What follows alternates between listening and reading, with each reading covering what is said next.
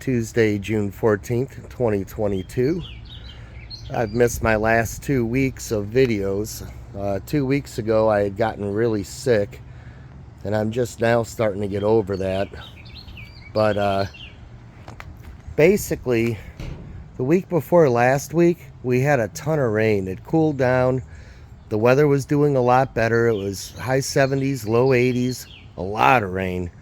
Almost to the point where I thought it would be too much rain for the plants, but they liked it. They thrived. The beans did especially good during the rain, except for they're still not taking off the way I'd like them to. Now that center one, that's already made it up to there. It did that a few days ago, pretty much all in one day.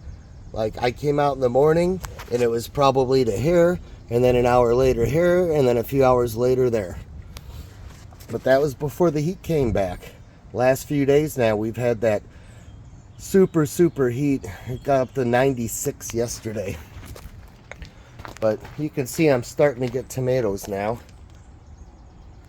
My cherries are coming in pretty good. Got a handful of those clustering up. That Cherokee purple still trying to get a jump start. The red beefsteaks starting to kind of do something. And these other three, they're thriving. As a matter of fact, they're all about chest level. A couple of suckers got overlooked over there, so you can see what happens when you let them go kind of wild. So the only thing I do have going on is I have my leaves starting to curl in. And that started about noon yesterday, right when the intense heat came in. So I'm assuming it's that, but I'm hoping my soil didn't get too compressed, because we had a rain one day, I want to say Thursday or Friday last week, that was so hard that it really dropped the soil level. I mean, granted, my soil level's dropping anyways because they're growing, and I topped off the soil on Sunday. But I'm just hoping that the soil's not so compact that they're not getting enough water. But I know hot temperatures will do that. I last fertilized them on Sunday. So I think starting this week, I'm going to change things up, because now we're going to stay in the 90s. 90s and hotter. I'm going to change things up. And on these three plants and that cherry on the end, I think we're going to go ahead and stick with the master blend. And I think because I'm going to have to start watering a lot now because it's so hot, I'm going to go ahead and fertilize on Sunday and then on Wednesday on those. And then I'm going to go ahead and keep doing some Miracle Grow on these right here. Let's do a little recap. So that third one from the left's a Better Boy, Big Boy, and this is the pink Brandywine. The major changes from my last video are going to be this section over here. So as you can see, the cucumbers are doing pretty good. I actually didn't get around to ordering the right cucumber fertilizer. I can't get it locally. I'm in the sticks. But I did Miracle Grow, and boy, was that responsive. Now these two over here, a lot smaller, okay? It's because I just added them yesterday. Or was it the day before? I'm trying to remember now. The squash is gone. I removed it. It just didn't look like it was going to trellis right. I'll give you some B-roll footage on all that at the end if you're interested. But what I basically did was I took the squash out, and I finally skinned all this, which at my age of 44 and my lack of youthful resiliency was not fun in that heat. And because I wasn't able to treat everything and let it drain out, I'm probably just going to grow another weed garden. But squash is those first three. Finally found zucchini. I don't know if I've complained about that, but for whatever reason this year, trying to find zucchini, meaning as plants, not seeds, has been like really hard. But fortunately, my local Sutherland's got one plat in. They're still doing that thing where Bonnie wants to cluster 1 million plants in the one little pot. So what I did was I basically broke that pot into 3 chunks, and I'll weed out and keep whichever ones look strong. And if any of them die, because you know the cucumbers really didn't like being broken up, at least hopefully I'll have one or something I can move. But so far so good. It's been almost 24 hours. And then those are the 3 cucumbers out of the 4, well, out of the 6 that I had left over. And those were kind of interesting because I had snipped everything after I had planted them, and I put them in a cup of water. Some of them rooted up, some of them didn't. And that's where all those came from. I'll slip some B-roll of that in at the end. But that's my only one that didn't make it, and that was part of that storm that just absolute torrential rains. Like to the point where literally some of these branches, you can kind of see where they literally cracked in the armpit. And you know, they're a little more droopy. It just so powerful. It started doing that to some of my branches. But I'm trying to think what else there is to update. I hope the curling doesn't become a real bad issue. They do feel a little drier than they should, but not horrible, and the color's right. But like I said, we're getting into the superheat now. Those cucumbers are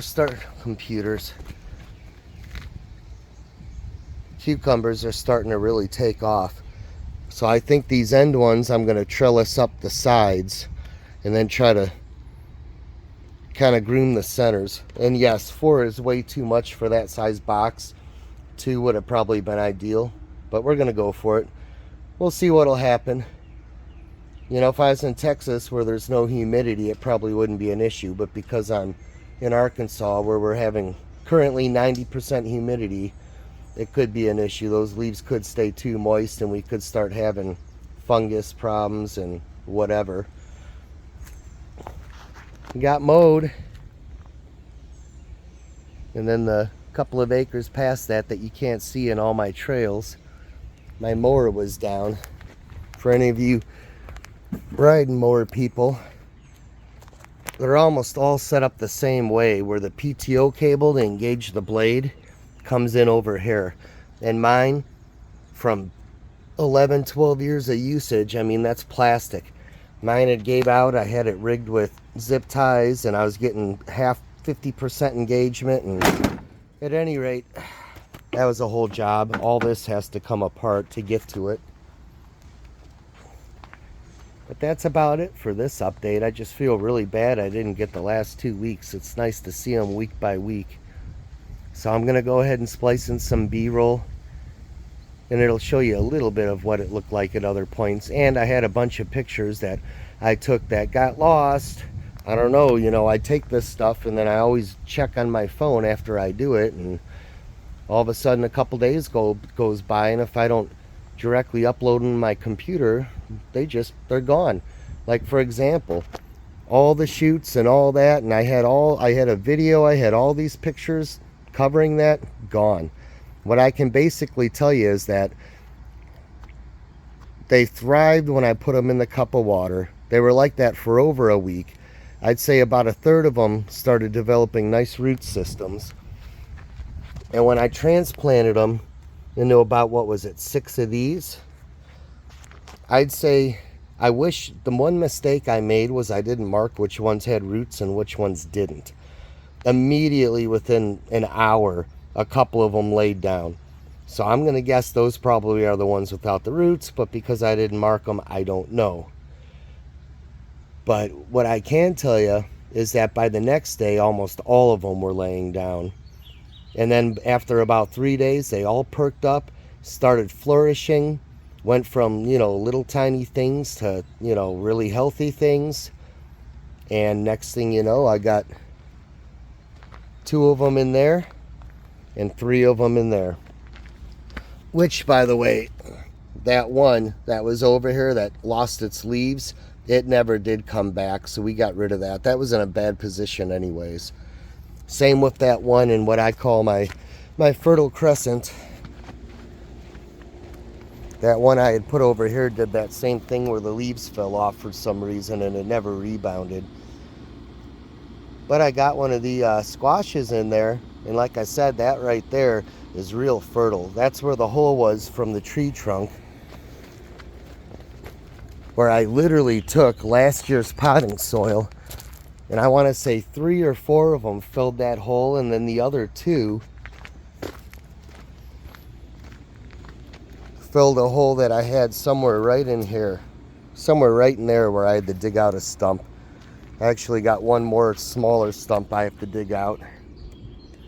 I just didn't have the energy. Scraping all that was a lot of work. It was super hot, super humid, and then I'm fighting rocks.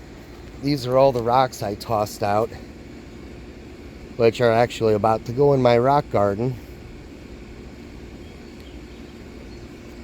But that's about it, I think, for this update. Right now I got to get another hose set up with a sprinkler head. Well, not a sprinkler head, but a fountain head. That's a little bit easier to water than the setup I got on here, because really I need to be soaking that whole thing pretty good. I'm sure I'm going to be watering a lot of weeds to come back, but we'll see what happens. I just got a lot of roots in there. You can kind of see them. I started over here and I started pulling them up, and the more you pull them up, the more they pull up, and I think I'll just do a little bit every day. But otherwise, let me go ahead and put in a little B-roll from stuff that was supposed to be for last week's video that didn't happen. And otherwise, I'll get back to you hopefully, and I'll be back on track Saturday or Sunday. Hopefully I'll have another video posted. We'll see how these are doing. The only other thing, I want to add, last year I was bigger at this point in the season, but I had planted earlier last year, which I was also fighting frost.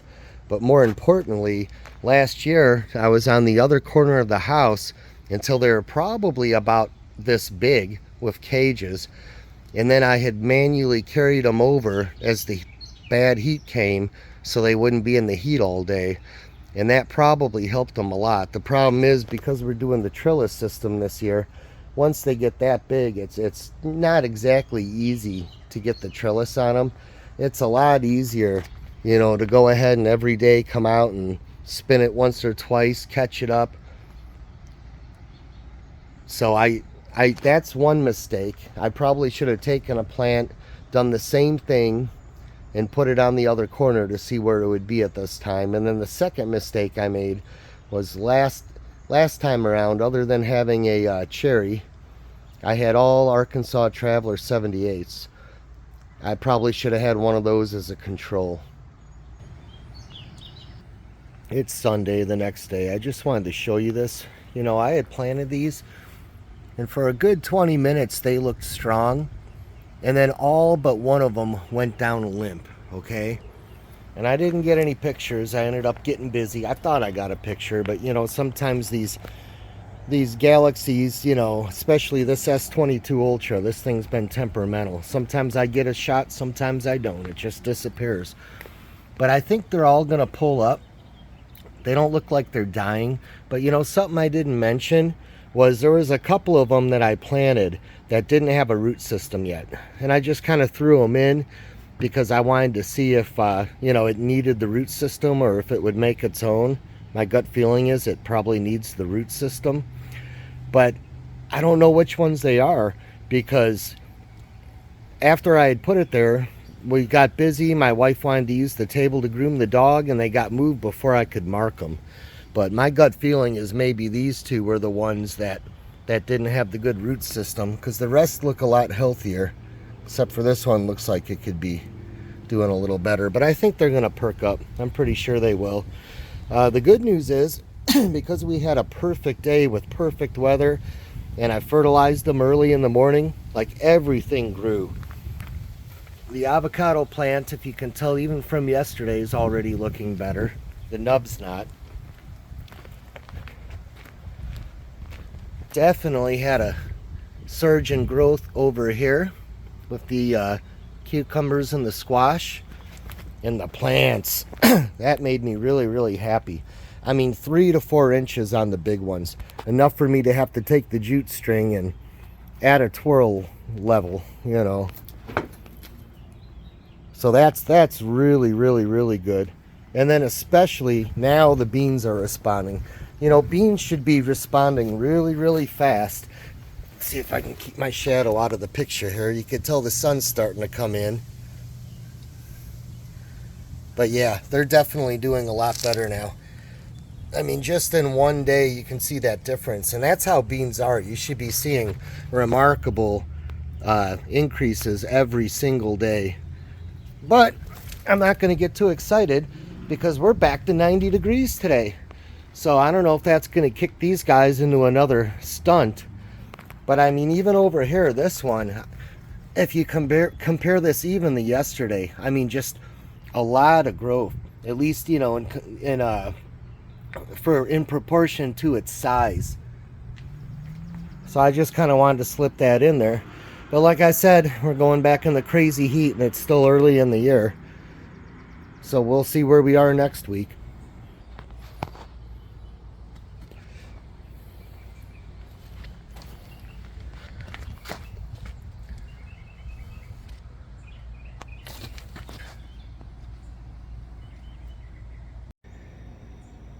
"95 degrees out, 90% humidity."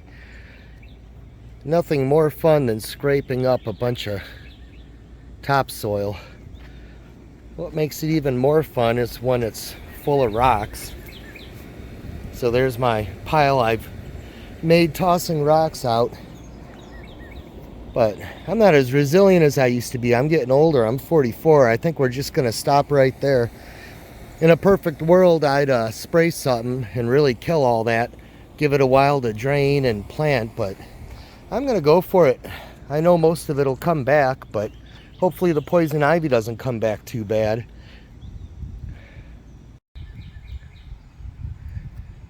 There's a look at the cucumbers and the 3 squash before I plant them. So I just lost this one a few days ago. We had such torrential rains it snapped it. I probably could have mended it and it would have been okay, but I let it go. It's been a long couple of weeks. I was real sick for most of them, and just last week was all rain. At least it cooled off. It was in the late high 70s, early 80s. So that helped out a lot. But basically the biggest change is these 3 squash I took out because I realized the way these things sprawl, they're just not going to trellis very good. And maybe I didn't give them long enough to give them a chance, but I just had a bad gut feeling. So I'm going to take those shoots that I got and I'm going to go ahead and put them over there. So boy, am I hot. That is just not fun out there in the heat like that. But you can see these first 2 are going pretty crazy. And of course these, you know, I planted, I want to say that was Sunday, but they're already starting to take off. You know, even throughout the week, these didn't go too crazy. And I hadn't been fertilizing these. I was just relying on the topsoil, not the topsoil, the potting soil of what it had. And I was trying to hold off because there's a more ideal fertilizer for cucumbers and zucchinis and stuff. I'll throw those numbers up now. But I haven't been able to find it. I just need to order it online. But I'm like, you know what? Let's try the Miracle-Gro. And literally, I did that, let's see, Sunday. And it's Tuesday now. And I mean, that really started making them take off. They didn't do as good when we had that cool week that was rainy. Not like the tomato plants did. Except for now we're back to, it's 94 right now, and it's going to be 90s all week. High humidity, so I'm sure they're going to start stunting a little bit.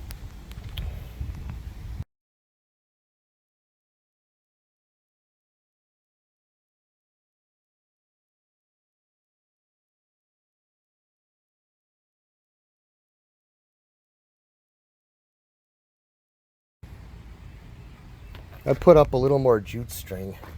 So on those little ones, you know, I'm wanting everything to split. So I added 2 more pieces, but that's like roughly a 10-foot run. 2, 4, 6, 8, 10, 12. So you got a lot. What's that? 12 times 10's 120.